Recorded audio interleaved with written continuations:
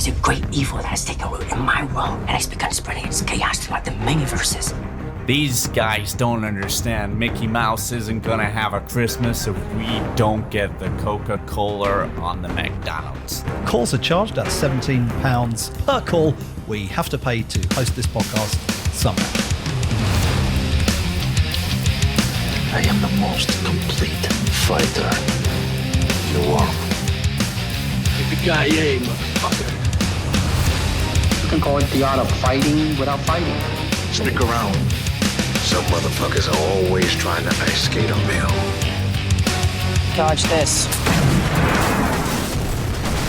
Good morning, good evening, or wherever you are. It's too early in the morning. But welcome to episode 13 of Dodge This, an action movie podcast, coming to you live from the confines of a room in my flat in Amsterdam. My name is Simon Fielder, and joining me from across the pond, as no one calls it, it's the English Channel, it's Matthew Heighton in London.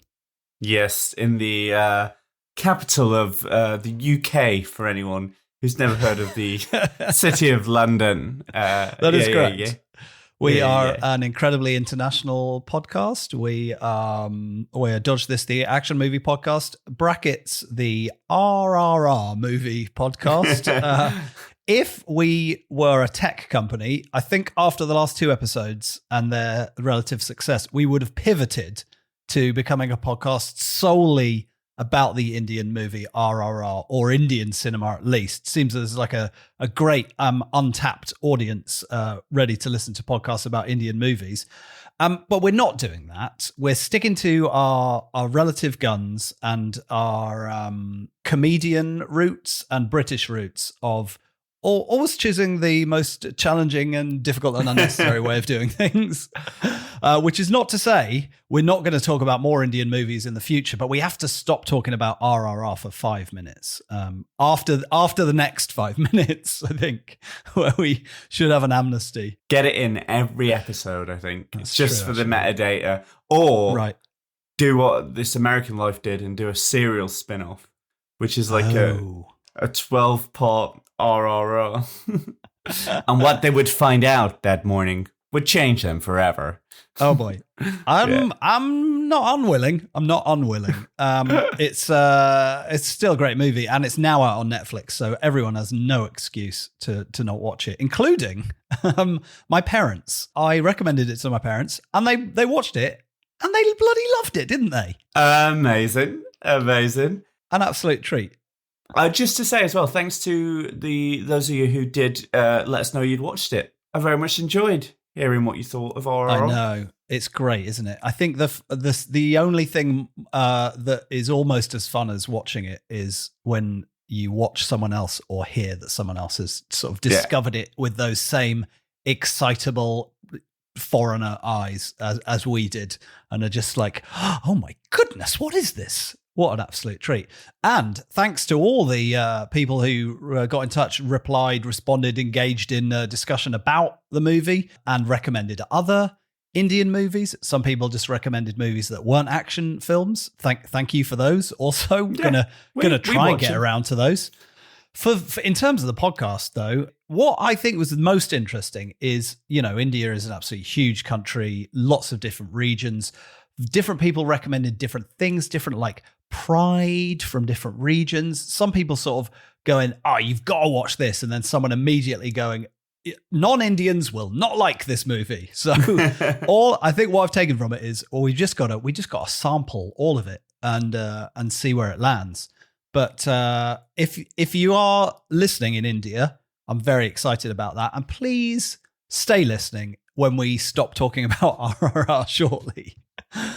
Instead of courting the Indian audience, we've decided to not so much pivot as get back on track of talking about other international movies. But, we've gone for a big one. We're targeting the entire Chinese market with this episode. Yeah. Famously, big fan of English-speaking podcasts over in China.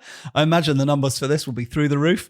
We've got the double header of one of the most successful movies, brackets, and Chinese movies of all time, The Battle of Lake Changjin, which is getting its UK release this month, which is May.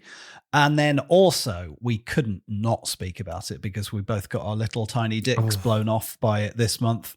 Everything, Everywhere, All at Once. We can debate, I feel like, how much both of these are categorized solely as action movies, but what they do is both have a lot of action in them, or reasons which we should be talking about them, be they huge, enormous international action films or incredible films that contain great action and are a showcase for our Lord and Savior, Michelle Yeoh. We should really get a thing where in the action industry, you're like a stamp of purity. Like if it gets to Simon Fielder, it is an action. It means it's like pure. It's an action. That's all at the end of the trailer. Yeah. It's an action. Yeah. And otherwise, it's got some action in it. You know, it's like not action enough. The category rating for age, but for action. That's right. I pop up at the beginning. Hi, I'm a DJ from the 1980s, and I'd like to tell you what my rating means. This rating means it will contain some action, although the plot will not be structured in a way that it falls into one of Matthew's 5 categories. It may contain fisticuffs, but not enough to keep your interest for the whole movie. Unless there's one big fight with a guy at the end, I don't think it counts. Oh, is that your martial arts? That's what I think good action movies should have. A showdown.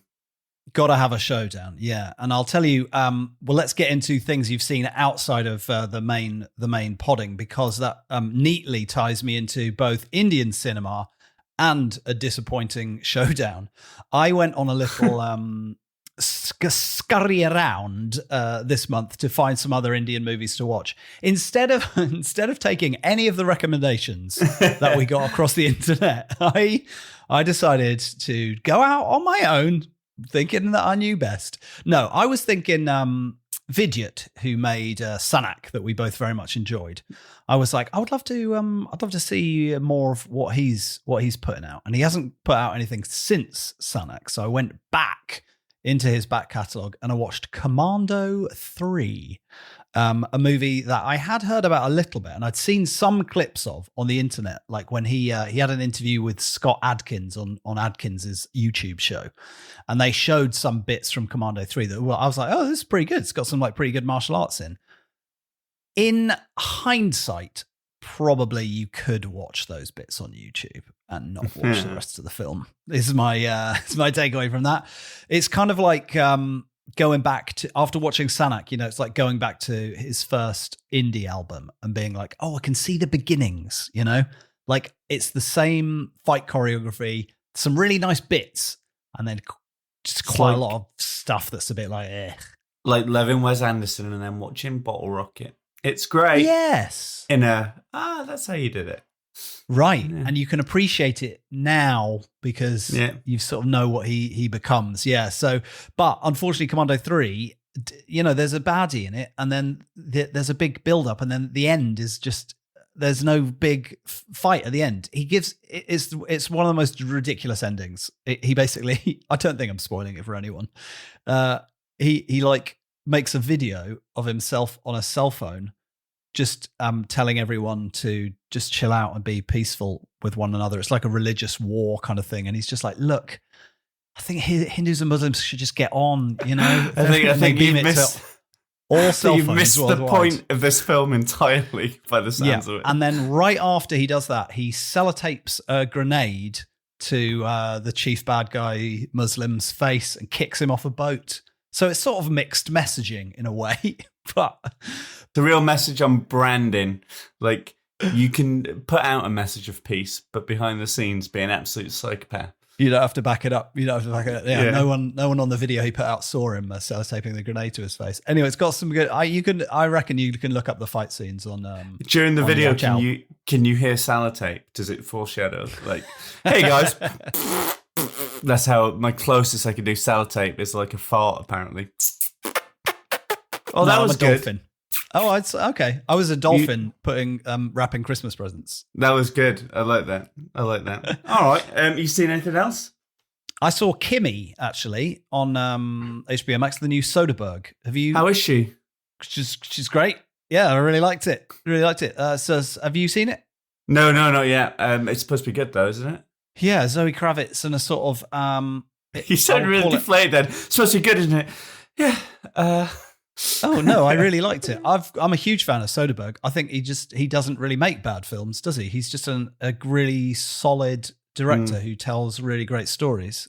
And this one was no different. It's a very sort of quite a simple. It's quite a COVID-y story, which is quite interesting. It's like COVID times, but the story isn't really about COVID, which is, I suppose, quite nice just to see people like putting on masks and doing stuff, but then they're not like, oh, there's a global pandemic. They're just like, I'm working from home.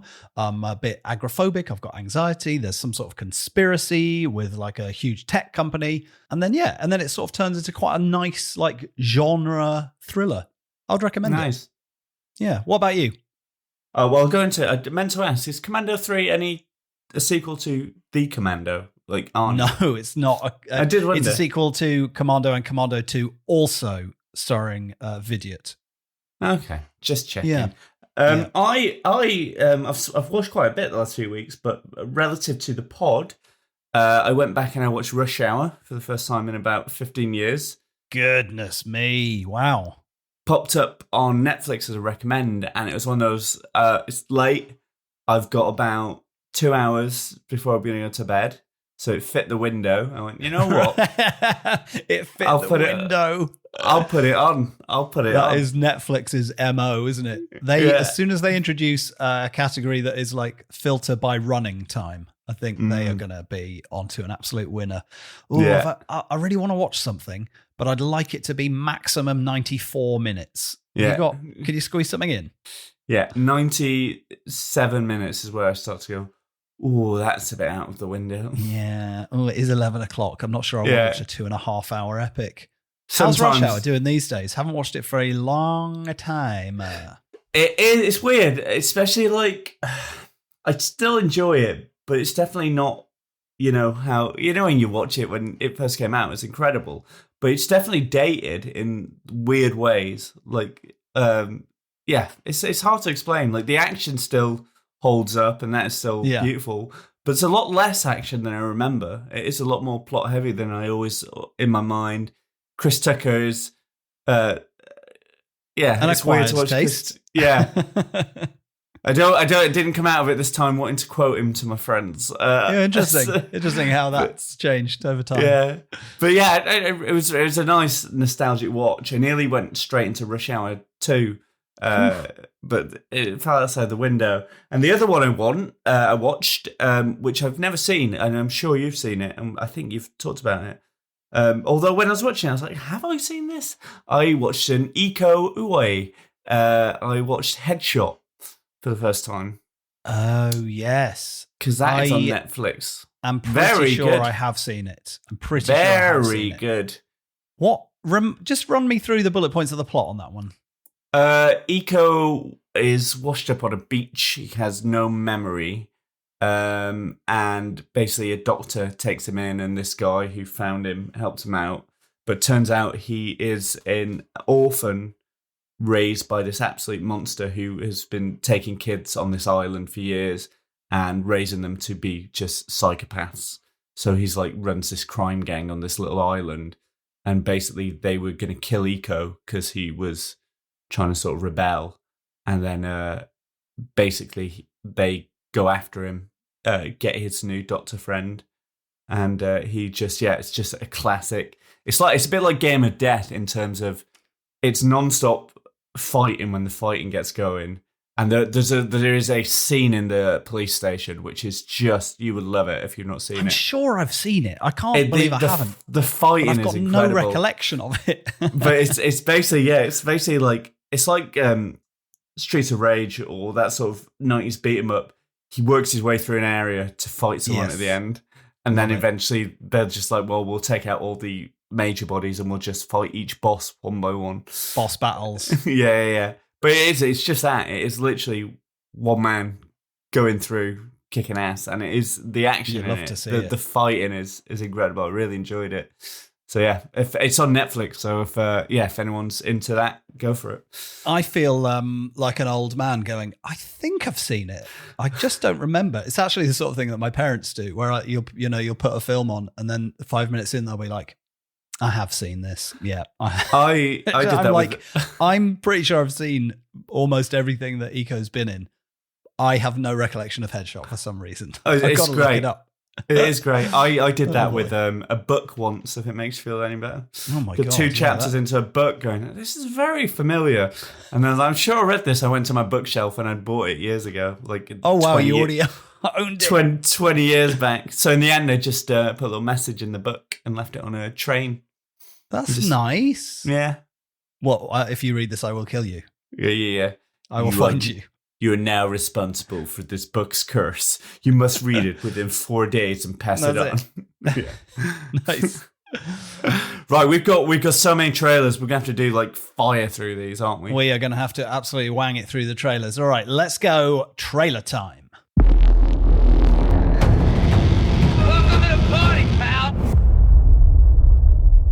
All right, we have got an embarrassment of riches this episode in the trailers, but this month also, I suppose, technically falls into that category.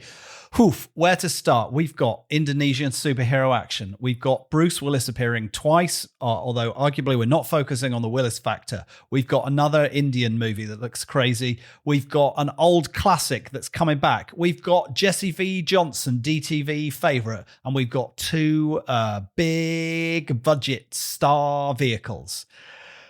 Matthew, let's start with a superhero one, because don't know if it's going to get the Simon Fielder action stamp.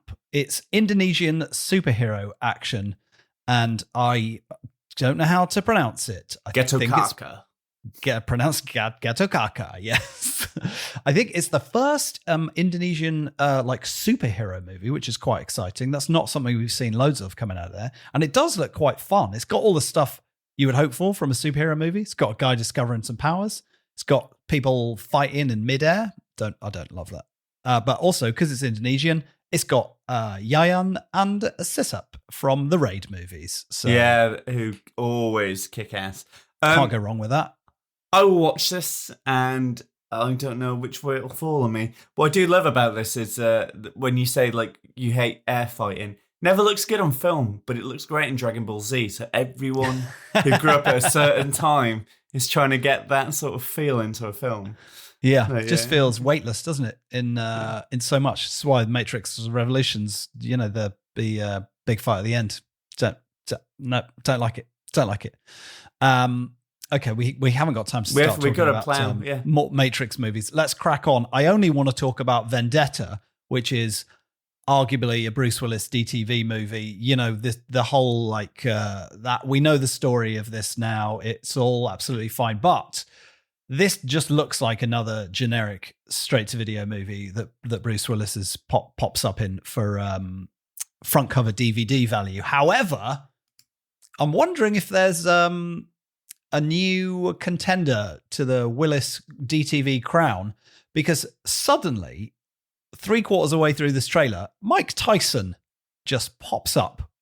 Yeah. As, I don't know, he looks like maybe like he's like a gang leader or some sort of hard nut boss. Pops up, has like one line, shoots some guns, probably punches someone, let's face it. He's very much the boss that they're scared of, who's probably going to come in at the end because these guys can't sort it out, but something's happened. He is available for your DTV needs. He's in that dreadful movie with Seagal where they weren't in the same room when they filmed a fight scene. He just sort of pops up occasionally. Yeah. I didn't hate the look of this one. I mean, the Mike Tyson thing really threw me when he came out. Yeah. But I like is it Theo Rossi? I like him. Yes. I recognize him, and he was in Luke Cage. He was the baddie in Luke, the kind of baddie in Luke Cage, and I think he's very good on camera. I quite like him when I see him and stuff.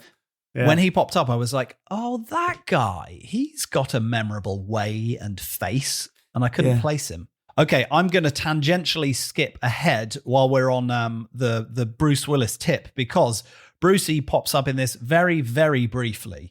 It's the new movie from Jesse V. Johnson. It's called White Elephant. This is an interesting one because I would argue that Bruce Willis doesn't need to be in this movie to buoy it up, because it's actually got like quite a good cast.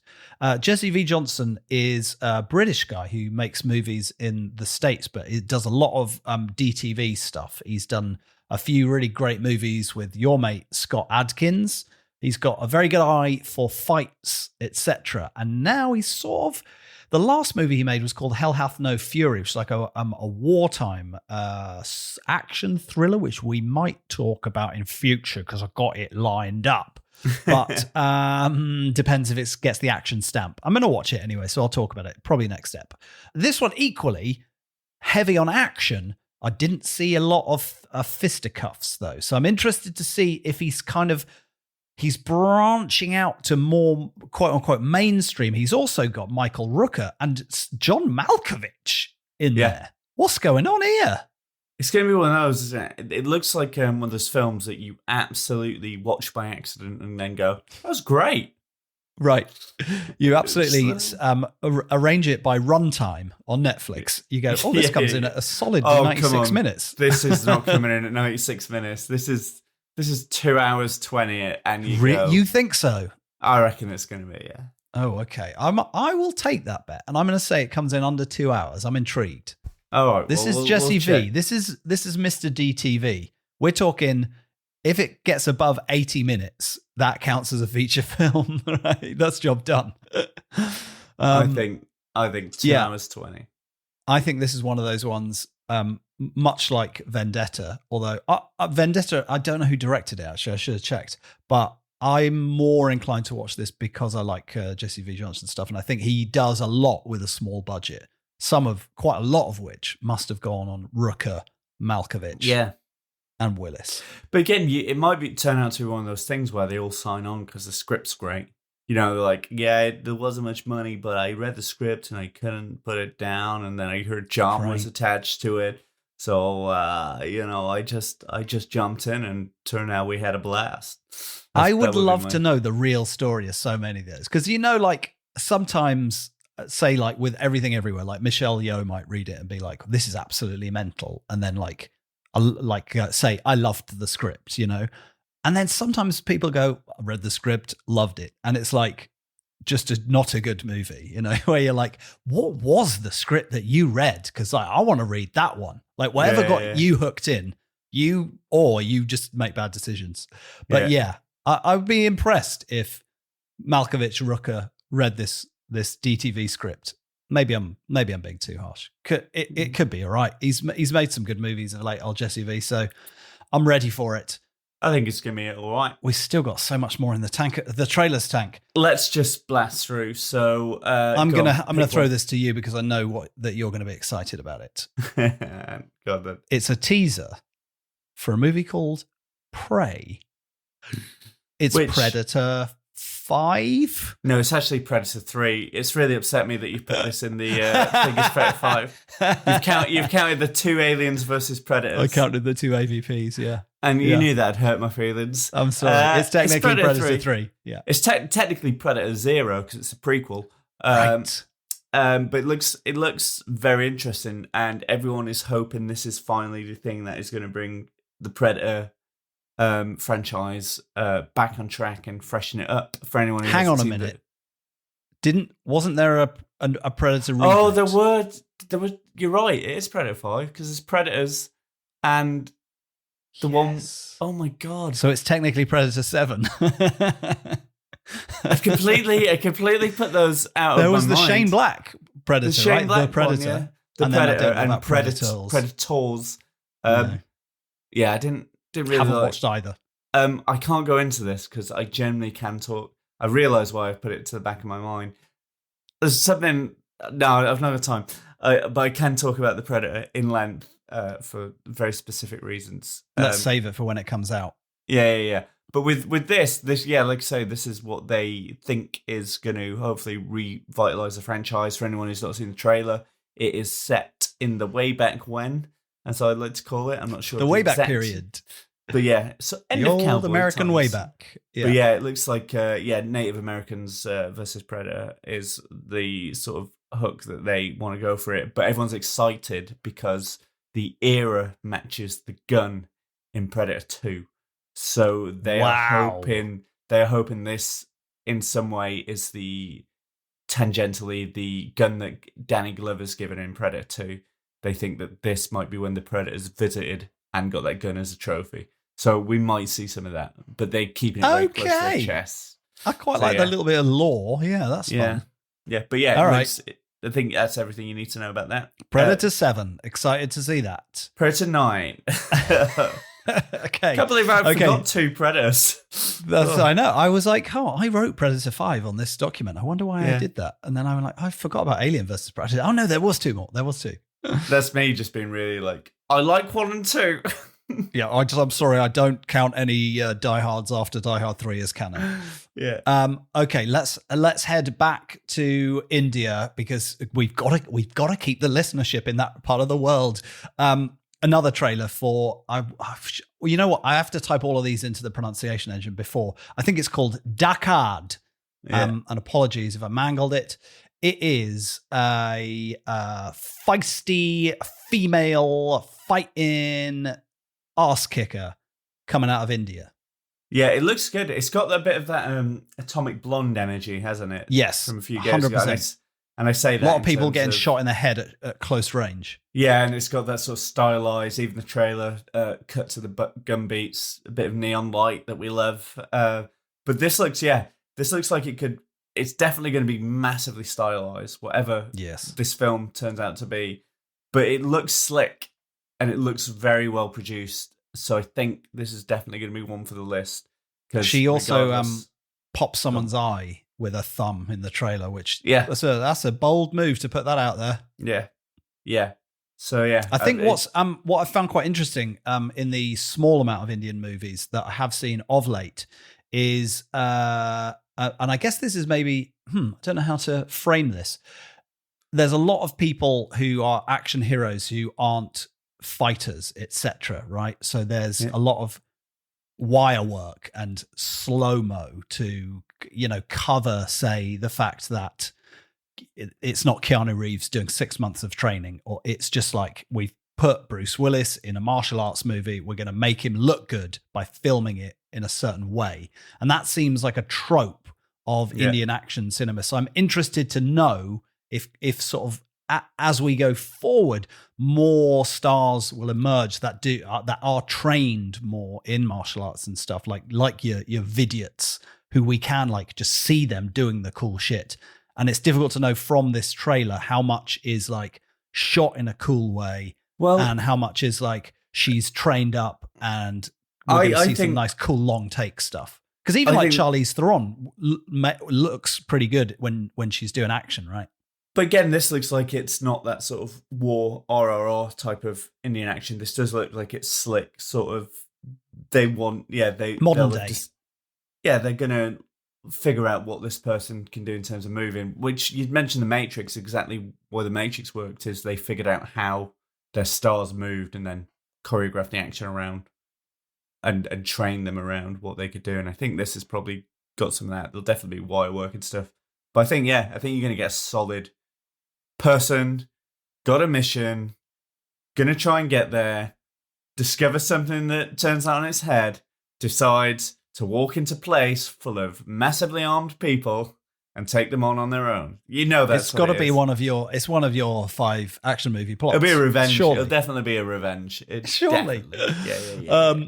Okay, we've got 2 more. I've saved the biggies for last. You go into The Grey Man. You're quite excited about this, aren't you? The Grey Man is coming straight to Netflix. It's from the Russo brothers, who did all the Captain Americas. I think maybe they didn't do the first one. You're the Marvel expert, right? They did the Winter Soldier, which was the best of the Marvels. I would say contains some of the best action, certainly, of the Marvel movies. And by that you mean the most traditional action. The most traditional action that isn't 2 weightless superheroes punching each other in the sky. Yes, it contains a lot of nice grounded action beats. And they also did Endgame.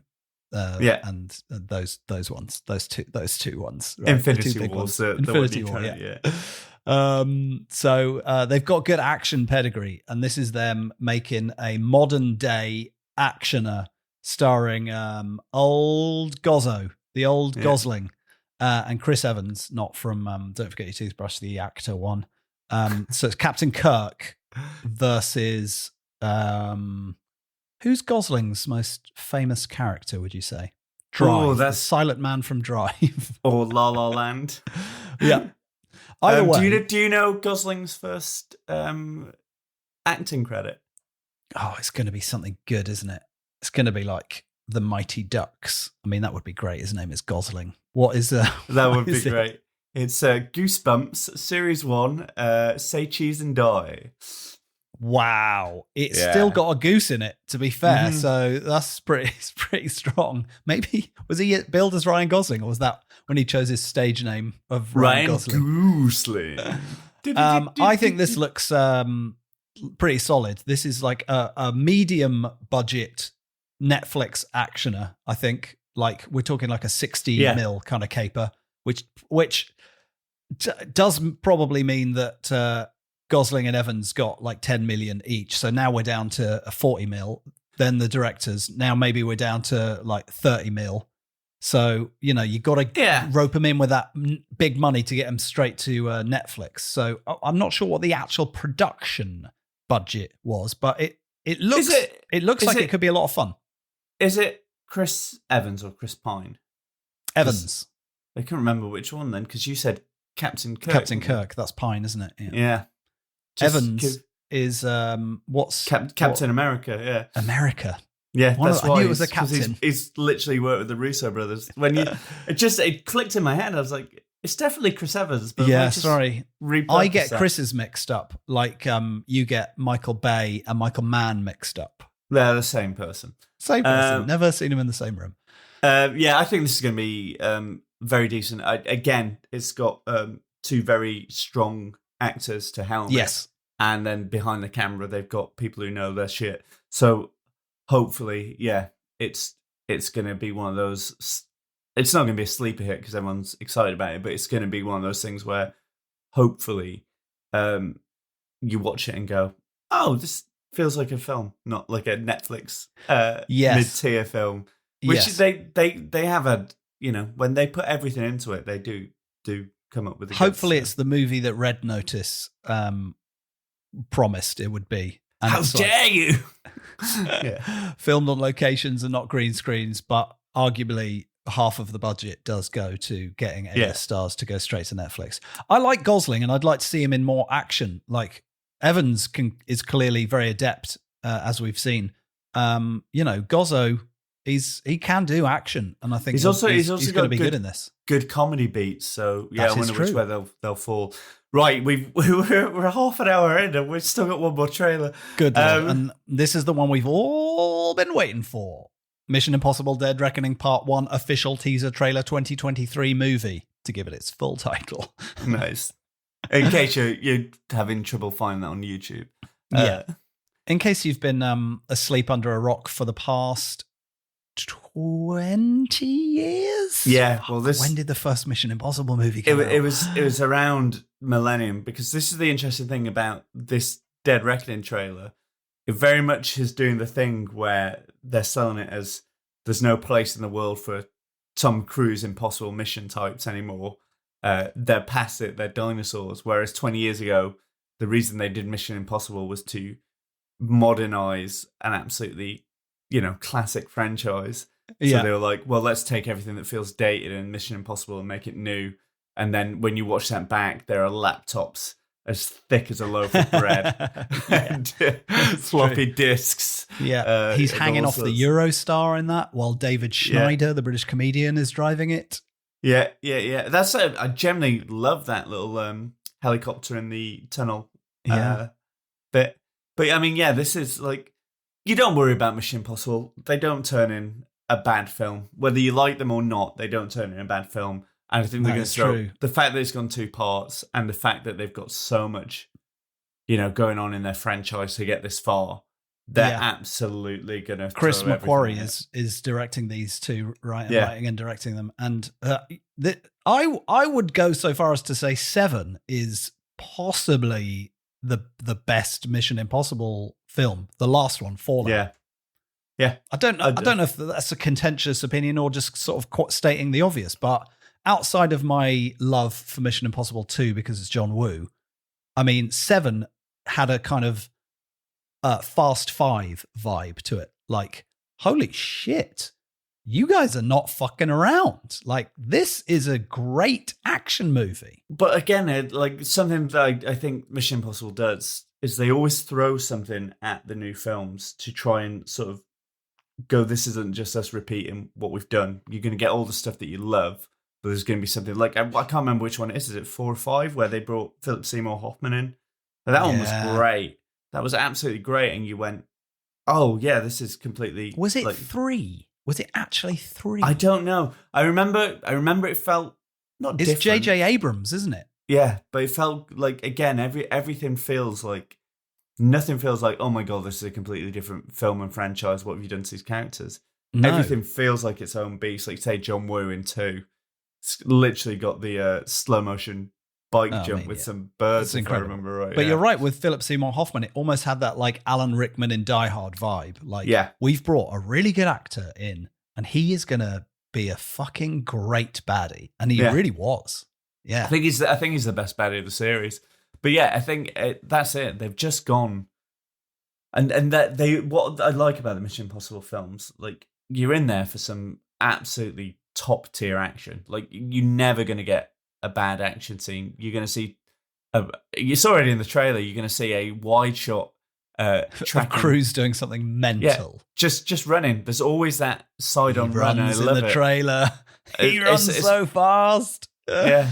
It's bloody. I mean, they're the new James Bond films, aren't they? That's what they have sort of over the past few have attempted to take on that mantle of, or maybe not even take on, but like Bond is kind of is a bit up and down, whereas these are like globe-trotting, super spies, big set pieces. But they're again, doing what Bond does. They stick with the people. Like they've done a thing that Bond never did. Bond always has a moment of reset where it always tries to go back to something that it was or it wasn't. Even in the Daniel Craig ones, they're always like going, oh, we're going to nod back to that era in the 60s of spies that we, came through.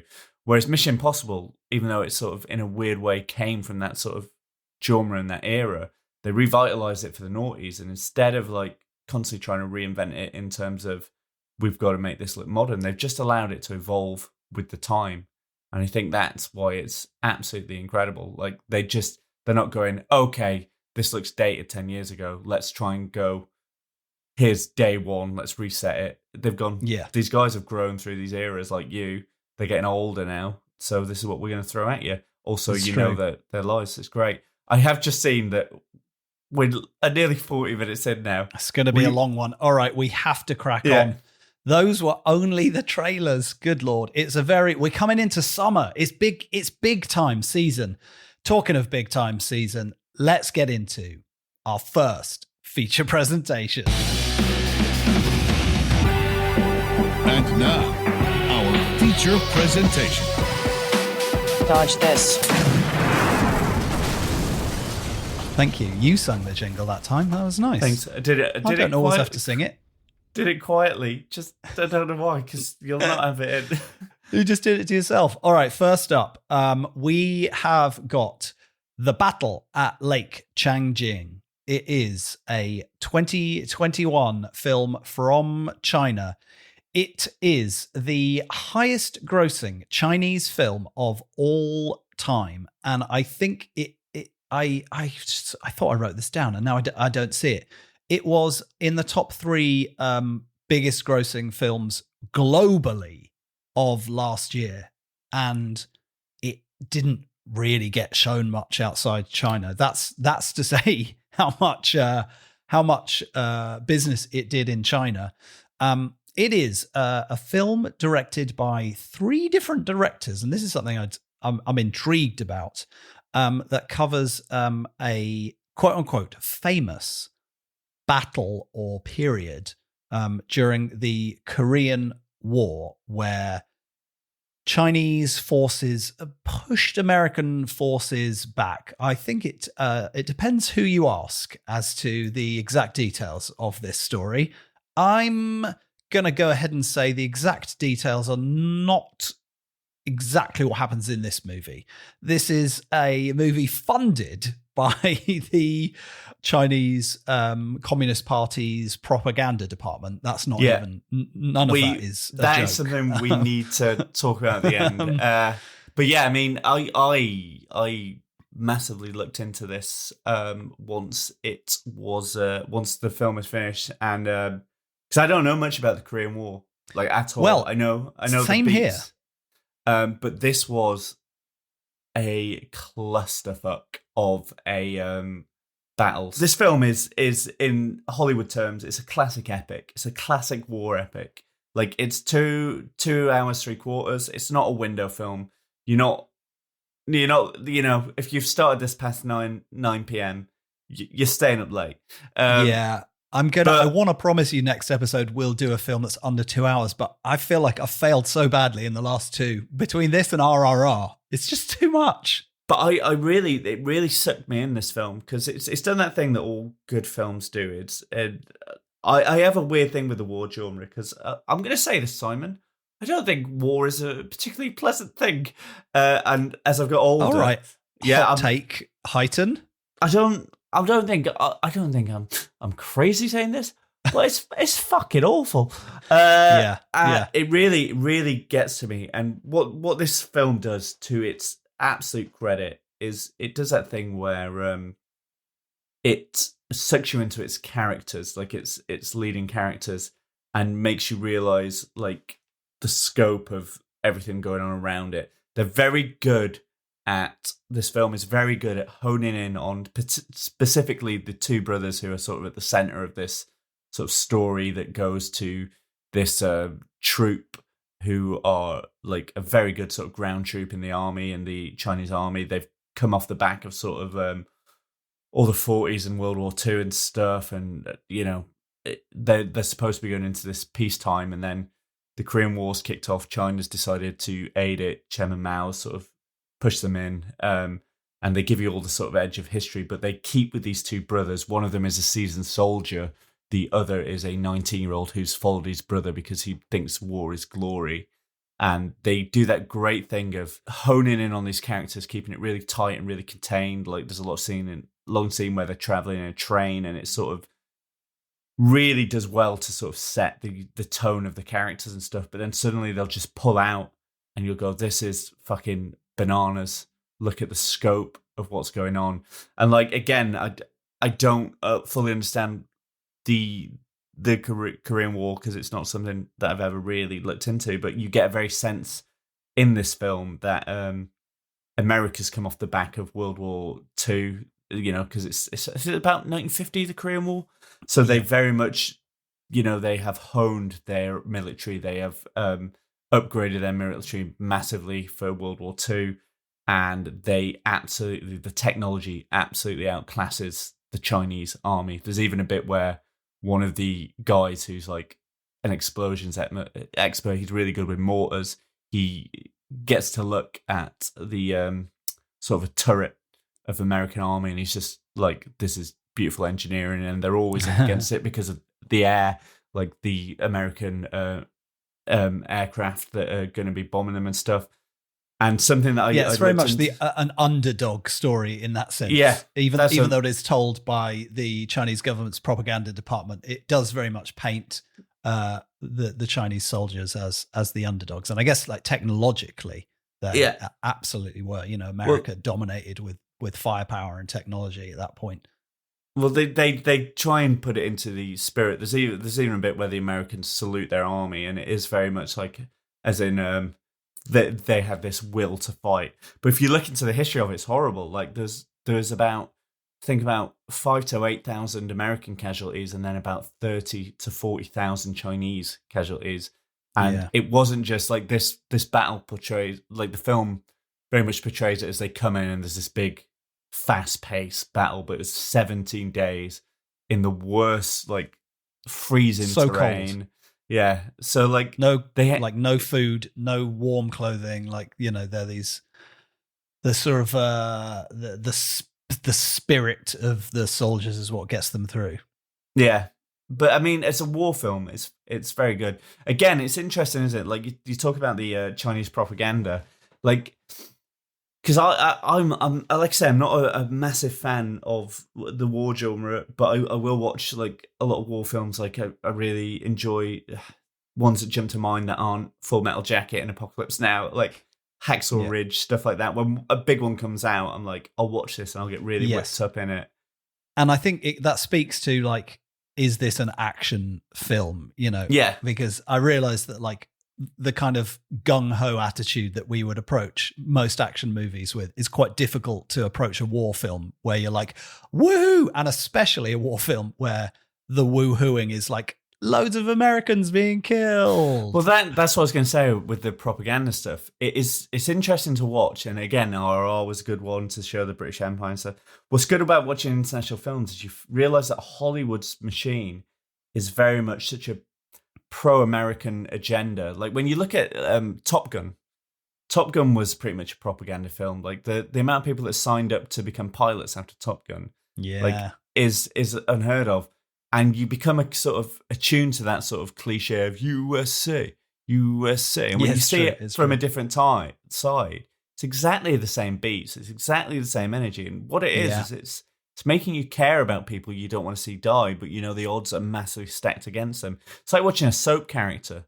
You get used to them, but over time, something bad's going to happen to them. But this time, it's the worst way possible. It's war.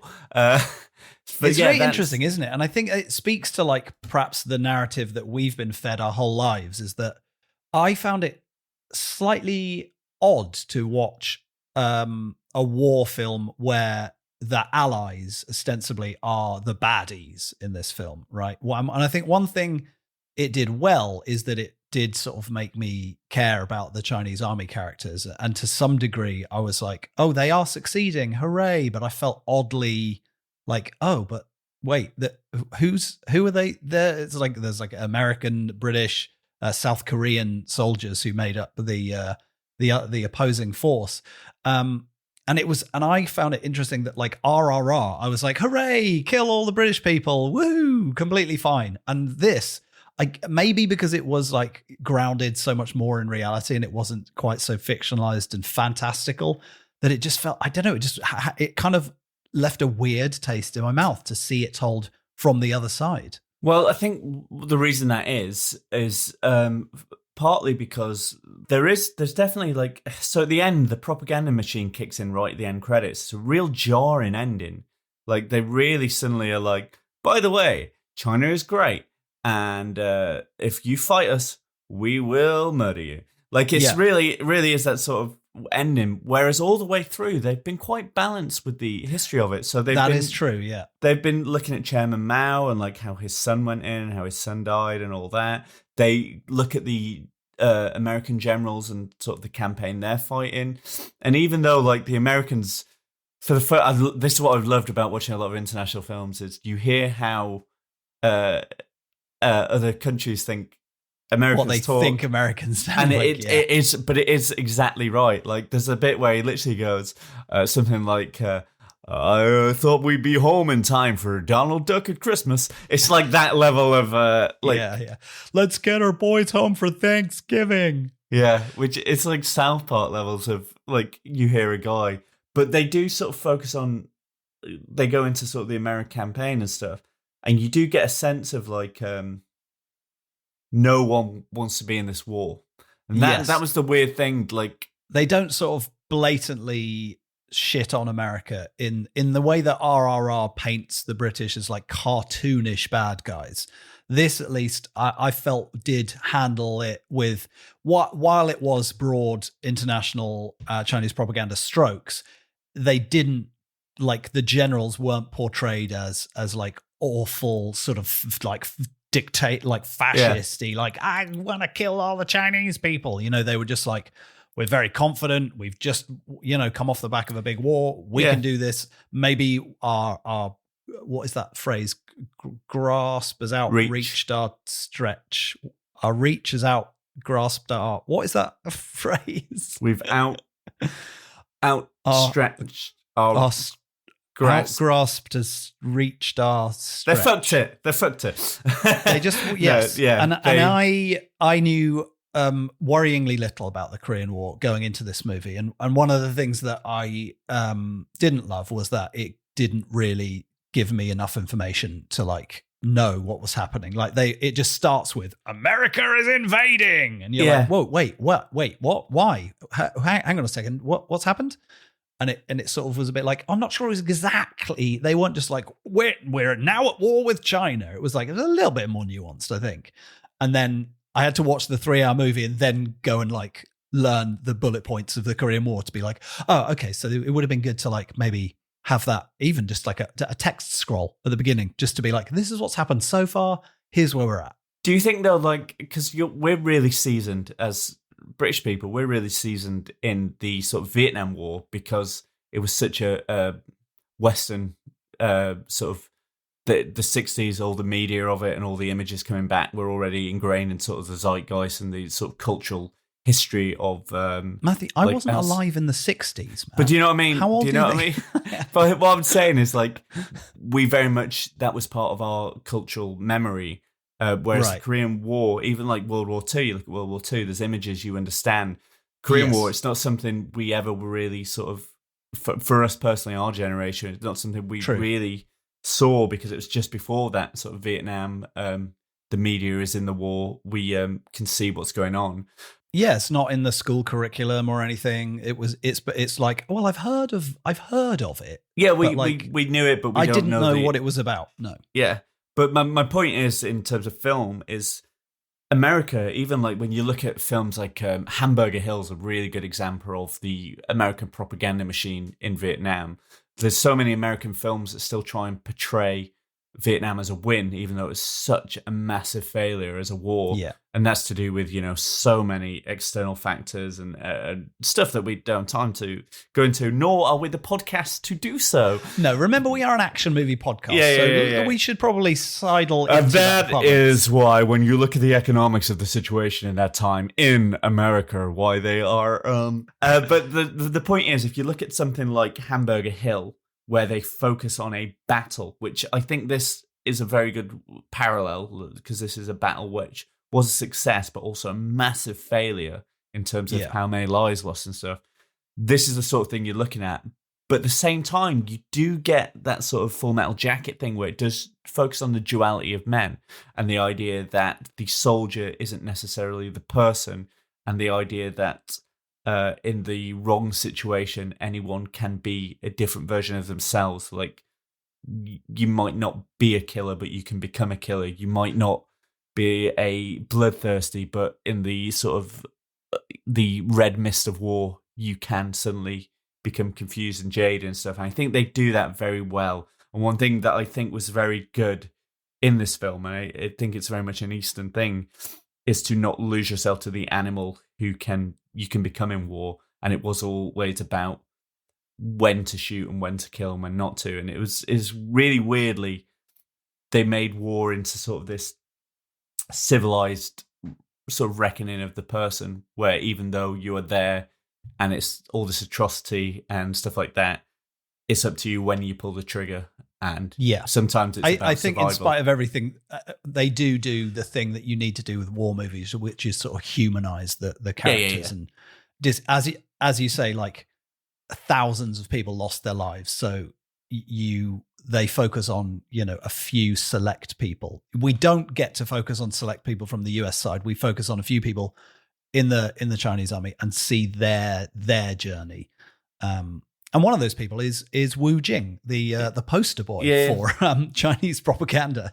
Who used to be such a hot up and comer in the Hong Kong action scene, and is now the sort of the spearhead of the new wave of Chinese cinema.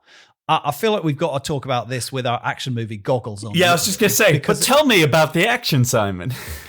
Because bear in mind, this is through the lens of this was a real life battle and thousands of people did die. So it's quite difficult to sort of detach yourself from that. But I would say that this movie features 3 enormous and pretty impressive action sequences. Yeah. And it was co-directed by 3 different directors. And I haven't managed to kind of work out exactly how the division of labor went for that. But certainly, like, when the action sequences kick in, sometimes I was like, oh, this feels like Choi Hark all over this. Like, there's the first sort of what I would call action sequence is this like sequence on a sort of dry riverbed, right? Where they're like trying to creep across, and then there's American planes are flying overhead. And the way it's shot is like insane. It's this weird, like the camera sort of zooms into people, and then I can only assume it's a combination of drones and CG, but the camera is just flying around, following people and things. And it's an extraordinary sequence. It's a very impressive sequence, slightly marred by the sort of broad strokes American pilots being like, right, we got to go and do something else. You know what? Well, let's take another run and shoot all the dead bodies. Like, look, I'm sure weird shit happens in war, but it just feels a bit weird when stuff like that happens. But it's one of those things, isn't it? Again, like in terms of action, in terms of like war language, it was interesting to see a different approach. Like if that was an American film, they'd probably be shooting the planes down like straight away. Like they would really American, but like, yeah, it's again, going back to what I was saying before, there's 2 levels of action in this. It's like you say, there's that zoom out big set piece and it sort of zipping all over the place. And then there's that really contained, oh, fuck, what's going to happen to this character? And this action piece that you said does both. Like it really puts you in the sort of like, oh, fuck, any one of these people who I now care about could die. Yeah. But at the same time, they're like, oh, wow, look at the scale of this thing.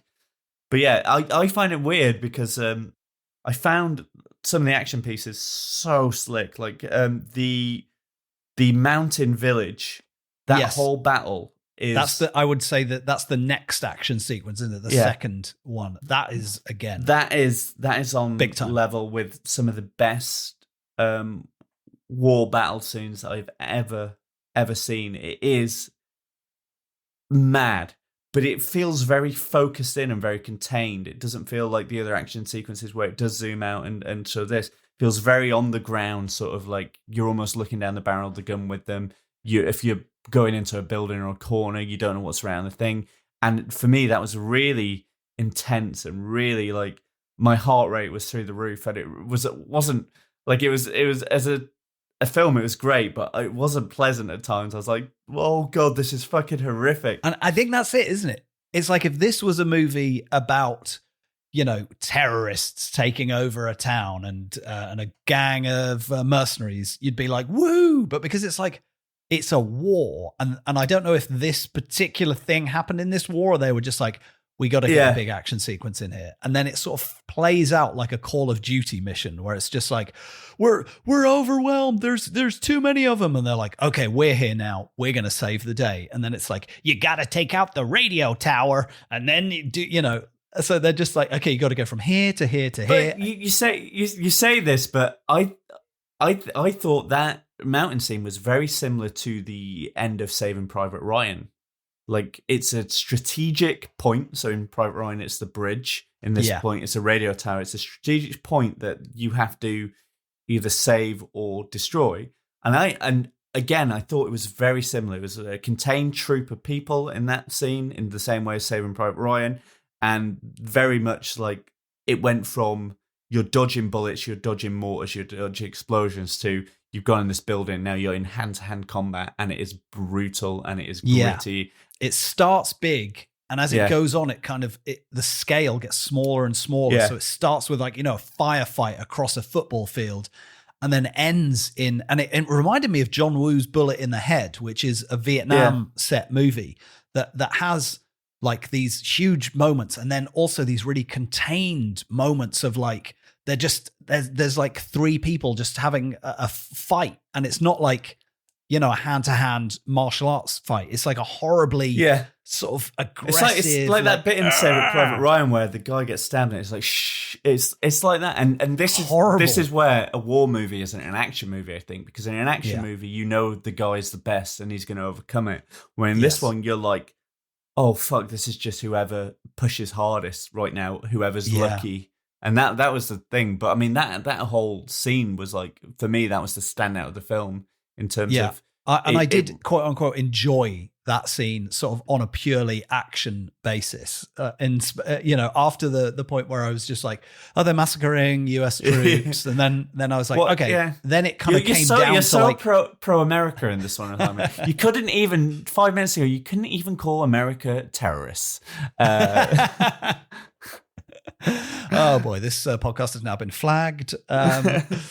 That scene, if you kind of remove the historical and the war context, is like a really impressive action scene. And as it goes on, I think I enjoyed it more when it became about the humans, and their struggle, rather than like these load of people with guns shooting at these load of people with guns. Admittedly, after that really close quarters bit, then it's two tanks sort of racing down a hill, like that scene in Police Story. They're smashing cars through a shanty town. And then it sort of is like, okay, now we're back in like big budget summer action movie territory. But yeah, I mean, we should wrap up on this one because there's not much else you can say. I think if you enjoy war films, you're going to enjoy this. And I think specifically, like you said, as a Western audience, it's interesting to see propaganda from a different point of view. 100%. All I could think about was the British comedy duo Mitchell and Webb, that one sketch they have where they're two Nazi officers and they go, "Are we the bad guys?" Yeah. But that's kind of the vibe I had throughout this. And then I was like, as soon as this movie finishes, I'm going to watch a YouTube explainer video about the Korean War and read a lot of Wikipedia articles to see how I'm supposed to feel. Get to Simon, full marine gear, reciting the Pledge of Allegiance because he's just like, I've joined the Chinese army. They got me. They got me in. This is an enormous. It's a $200 million movie. It's worth saying, right? There is an enormous amount of people in the big scenes. There's an enormous amount of CGI. Really terrible CGI at the beginning when they're clearly not on a river. It really upset me. It really put me in the wrong flavour for this film. I was like, is this going to be the film where all the way through I'm like, ugh. I tell you what did it for me was it's meant to be really cold, right? The whole point is it's really cold. So what you took away from this film? That's the main. Tell me about the main message. Oh, war it's really chilly. Because if you think China is hot everywhere, you couldn't be more wrong, mate. The CGI breath. Once I saw it, I couldn't stop looking at. It's very impressive, but as soon as you are aware of the concept of they put CGI breath in to make it look colder than it is, I couldn't stop looking at it. Simon wanted thousands of actors to freeze. That is something else you've got to say about this film very quickly before we wrap. So many people. The scale of bodies in this film is on a level that very few films do. Like, it's one of those films where it's not just extras, it's active extras. Like, it is phenomenal. Yeah. Just seeing, hundreds of people on screen. It's sort of a rarity these days in the world of like copy paste CGI. And I think it's much like with RRR, some of those scenes that are CGI augmented, but they start with a few hundred extras. You just don't see that much these days. And it looks really impressive. Yeah. Action replay. I'm going to pick the drone, everyone's hiding on a riverbed scene for cinematographic ingenuity. And like, this is just very impressive filmmaking. I'm going to, just for action reasons, go into the younger brother in this is set up as being very good at skimming stones. And then later on, he's very good at throwing grenades. That's all I'm going to say. There's got to be a reason why he's so good at skimming those stones. I wonder if And it's that going to is come back later. Yeah. To murder people. Oh boy. Right, let's get into Everything Everywhere All at Once. I think this deserves its own episode. You disagreed. And we've compromised and we've shoehorned it in to make it a really, really long episode. Literally, we never wanted this podcast to be, you could listen to us or watch a film. Like, we never wanted that. We always wanted it to come into under an hour. But Simon refuses to split them down because... Podcasts are too long. Let's keep it to an hour, he says, as they enter hour 2 of the podcast. I just want listeners to know I wanted this to be its own episode. Okay. And hey, the reason that I wanted to squeeze these both in is because I think both of them have the action movie ? Hanging over them. Like, this podcast is sort of, and as it goes on, obviously my morals will be worn down to a pulp and we'll be just reviewing rom-coms in a few episodes' time, but they're meant to be about, like, you know, pure action movies. And is Lake Changjin a pure action movie? Is a war movie an action movie? Discuss. Is Everything All at Once a pure action movie? Or is it our wonderful movie that I absolutely loved that features some really great action, choreographed by excellent people, and features one of the, you know, greatest action stars. And that is what you, the jury, will have to decide over the course of the next 87 minutes. Okay, phone lines are open now. Call us if you think Everything Everywhere is an action movie. Calls are charged at £17 per call. We have to pay to host this podcast somehow. It's got Michelle Yeoh in it. I love her from growing up watching Hong Kong cinema. It's got Martial Club choreographing the action. I'm big fans of them from them featuring in Paper Tigers, but also their YouTube presence and their kind of ethos of bringing classic Hong Kong action back in the 2000s. So you're not going to mention. I think we got to talk about it. You're not going to mention Ki Hu Kwan? Oh my God, yeah. But I mean, well, I suppose he has got action pedigree from the Goonies and Indiana Jones. And days. the fact that he is an action choreographer. But we'll get there. We'll get there. Okay, let's tee this up briefly with Matt giving us some sort of bullet points. Plot, directors, et. I'm going to start with this by saying I love this film beyond belief. I had so many friends message me before this film going, "You've seen this, right?" Because this has got you written all over. Yeah, and it generally is. I think this is as close to a perfect film as I've seen in years. It is so good. If it is, for me, it has everything. It has lots of action. It's an action True film. story. That is true. It does feature a lot of action for sci-fi adventure mystery family I think that's drama film. I think that's a good way to look at it. It's a sci-fi action adventure, but it's got every beat. I think the best way to describe this film is a very human film in the most bonkers way.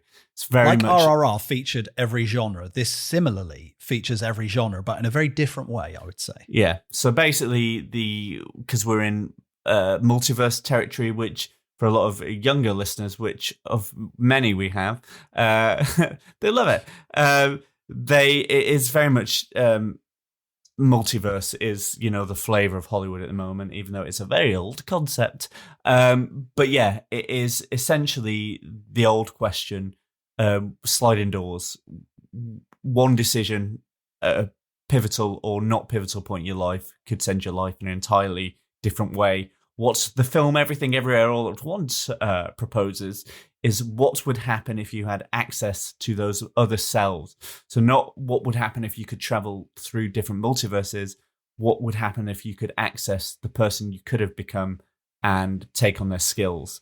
And this becomes just a mind-bending thing. It focuses in on Michelle Yeoh, who is a middle-aged mum who is struggling with her taxes and her business, who they set as nearly did a lot of things but didn't really do anything. So she is the perfect, like, you could have become someone. She has a struggling relationship with her daughter. She has a struggling relationship with her father. She is kind of becoming her father, even though she doesn't want to be, because she doesn't know anything else. Her husband is very sweet, but she's becoming tired of him. So it's really in that sort of middle-aged grind.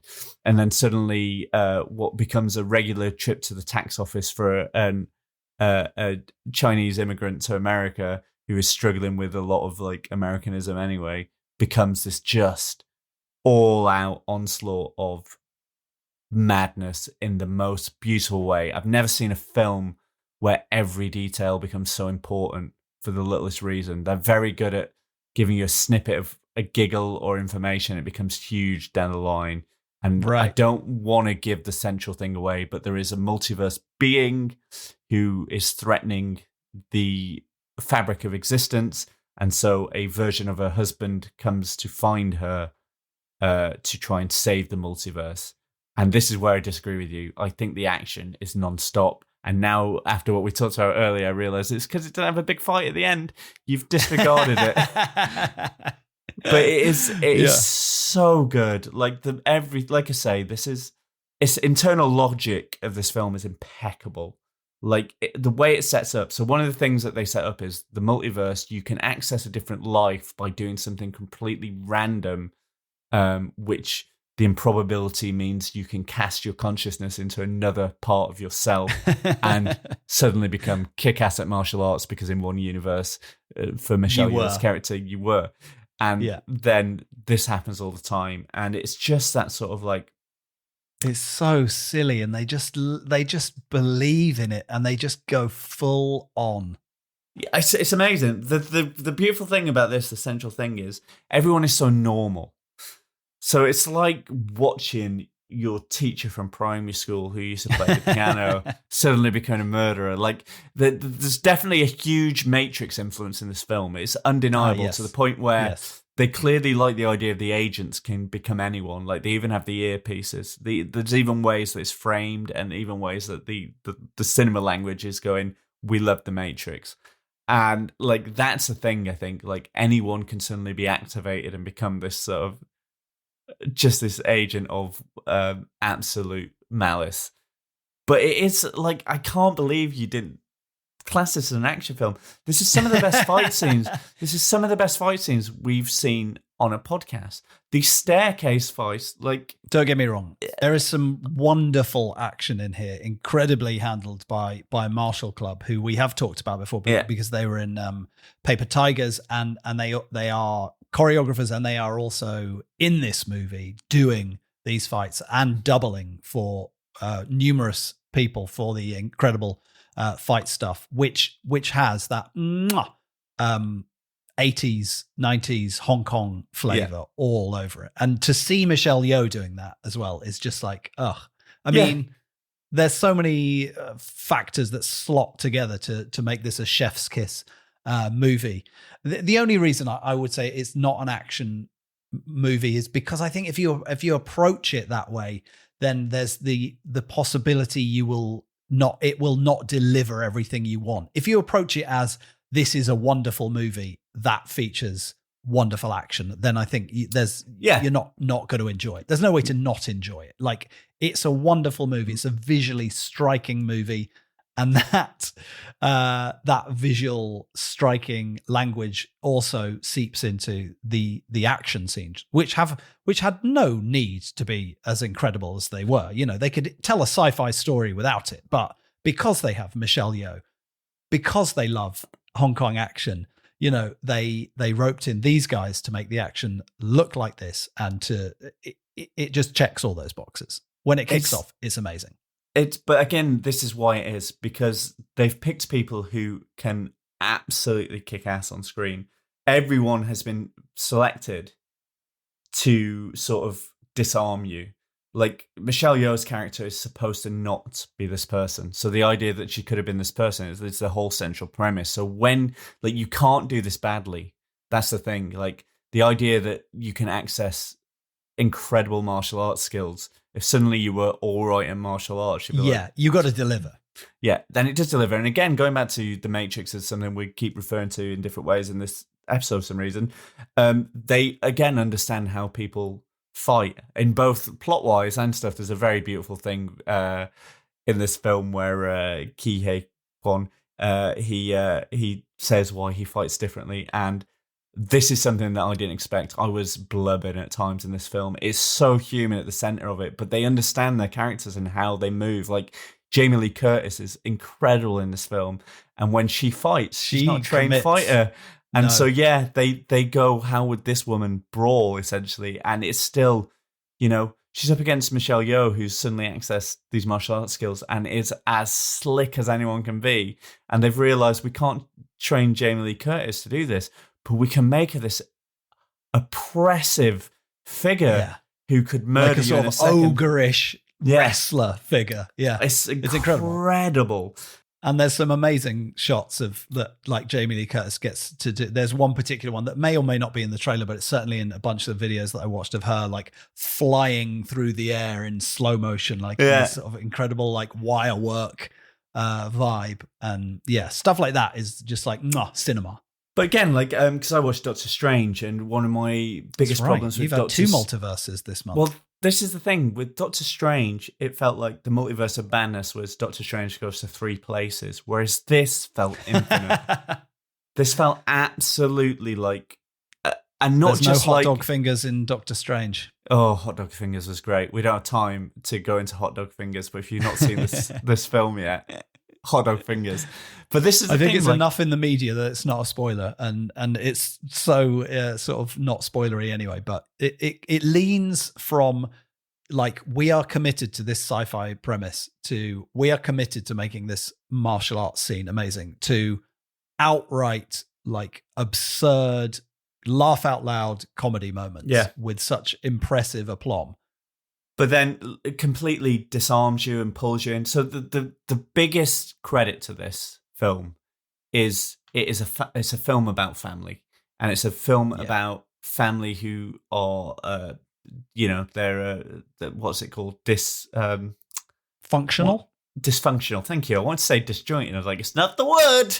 Yeah, they're a little bit disjointed, but you're right. At its heart, it's a family drama. But they have, like, once they've set this premise in motion, it is like, once they've let that bull into the pen, that bull is going to run itself to the end. Like, the pace doesn't drop. But what it does, to its credit, is they've got this Michelle Yeoh who is at the center, and once she becomes into the multiverse, she can become infinite Michelle Yeohs. And it does feel like that. It does feel like there is multiverse after multiverse after multiverse. But what it does is it does 2 things really well. It sticks to this central universe, and it goes crazy, and it really pushes towards the end. But it also does this thing where the Michelle Yeoh you start with, who is in this sort of hard point of life and a bit dysfunctional, they resolve all that. They stick to that sort of her struggle and her sort of coming back to family by choosing 2 things. They have multiverses that are slightly similar to move her personal development along and her character along, but then they have these other multiverses where you have these beautiful, at times, insane vignettes to also add to that character. So everything that's happening in this film is all about forward momentum. So whether it is this incredible action scene that you are literally jaw to the floor, or whether it's this beautifully contained moment about like individuals where you are suddenly bawling your eyes out, there's not a human emotion you're not going to experience in this film. And it's so funny and it's so absurd whilst being so contained and so grounded. It's perfect cinema. There's not a scrap of fat on this film. And honestly, and it was a film that was made for $20 million. That's something I also learned, and that it had a team of 5 people doing the special effects, which sort of is mind-boggling when you look at like the Battle of Lake CHANGJIN and it's 10 times budget, and like the Daniels who directed this, Daniel Kwan and Daniel Scheinert, they're just clearly like cinema aficionados. And I haven't seen their other feature, Swiss Army Man. And I haven't really seen, I was looking at their biography and I was like, I don't know if I've seen anything these guys have done. And then so I sort of like went back and was like, okay, what was like a big moment? And they made the music video for Turn Down for What? I don't know if you've seen it. I hadn't, but it's had like over 1 billion views on YouTube. So clearly I'm outside the cultural zeitgeist on that one. But you see it like already, whenever that was years ago, that it's like, oh, they've just got great imagination and they can do so much in camera and like practically, where other people might be like, we'll CGI that. They're like, well, is there a way we can just like do a hard cut between these two things and like make it look cool? Yeah. And they do that throughout this movie. There's so many weird like behind the scenes vignettes. Swiss Army Man is a bonkers film, but everything they do is underpinned with emotion. Everything they do is about the human experience. And so when they are insane and when they are doing this amazing stuff, you always come back to this moment where you're like, yes, that's life. Like, I think it's a really good squashing into one insane experience, sort of summation of ordinary life. And I think that is what it is incredibly the weirdest thing about this. In the most bonkers film ever, it's the most human experience of ordinary life. And, I mean, it's the secret of cinema, isn't it? Right? It's like what makes, and to bring it back, what makes a great action film is caring about the people doing the action, right? What makes you enjoy Battle of Lake Changjin, in spite of the fact that we're the bad guys in it, is that they make you care about the army characters. You know, you're not American. American, Makes you care right? about Die Hard. You know, you're not American. I think there also might have been British. Speaking as an American from battle, the UK, speaking as an American scripted by a Chinese script writer, I'm gonna smoke a cigar and eat a hamburger. These guys don't understand. Mickey Mouse isn't gonna have a Christmas if we don't get the Coca-Cola on the McDonald's. Okay. Well, I mean, I don't think we're gonna. I was gonna say we're gonna lose the Chinese listenership, but I suspect we hadn't quite grasped it anyway. I love it. I love seeing. It's so accurate. Of course, but imagine being, a Russian person watching any action movie made in the 1980s. How annoyed you must have been for the exact same reason. Oh, 100%. It's the humans at the center of it, isn't it? That's what I'm saying, is that like the reason like an action scene resonates is because you're like, oh, I like this person. I want them to succeed. Oh my goodness, Jackie Chan's getting hurt. Oh no, I like him. And the reason why, in spite of Everything Everywhere being an absolutely insane mishmash of visual styles, genres, and basically like it is pure cinema on screen. And we said this about RRR, but because you can tell like the love and the craftsmanship and the dedication that's gone into it, it's all up there on screen, but you care about the characters. And while, if their story is the multiverse line in the middle, they keep flying off to these outside ones, but they always come back to that horizontal line of character. And I also loved it, in spite of the fact that I went to see it in Amsterdam, not thinking too much about the fact that they are Chinese characters and that they might be speaking in Chinese throughout the film, and that would be subtitled in Dutch. So it was a little bit of a sort of schooling for me at the same time as enjoying it. I'm looking forward to watching it again with English subtitles in case I missed anything. Yeah, which will be much. Yeah. I suspect I'm going to give it an extra half star once I get all the nuance in the subtitles. I could talk about this film literally for days. I am going to rewatch this and I am going to burrow in. I haven't already think this is going to be one of my all-time favorite films. It already is like rooted so deep, and it's got googly eyes, which I bloody love. It's got googly eyes, I think it speaks to the nerd in all of us who are about this age that grew up watching like the sort of latter day auteurs, like the Tarantinos and the John Woos and the sort of the nerds who had Pulp Fiction posters on their fucking university walls and Train Spotting posters, and like it's A24. It's got that real like indie feel. It is ostensibly an indie movie with massive ambitions that absolutely knocks it out of the park. Yeah, I think that's the perfect summation. And your action replay is? I'm gonna go for the because we haven't really talked about them. The Kei-Hugh Kwan bum bag moment. Yeah. Because that was the moment where I think it's the first time any action kicks off and you're like, whoa. Yeah, it's not just action, it's the sort of action we love. It's like, I mean, and knowingly, it is like prime Jackie Chan golden era action, and I loved it. That was going to be my action replay. Yeah! So I will quickly flip, just because it's funny. Slow motion man does a bomb, as you would at the swimming pool, onto what is clearly a trophy designed to be like a dildo to get superpowers. Great. Yeah, that's not a spoiler. There's no way that's going to ruin your enjoyment of the film. It's an incredible fight, and that is one of the Marshall Club brothers. Those guys are all amazing in it as well. As is Short Round / Data.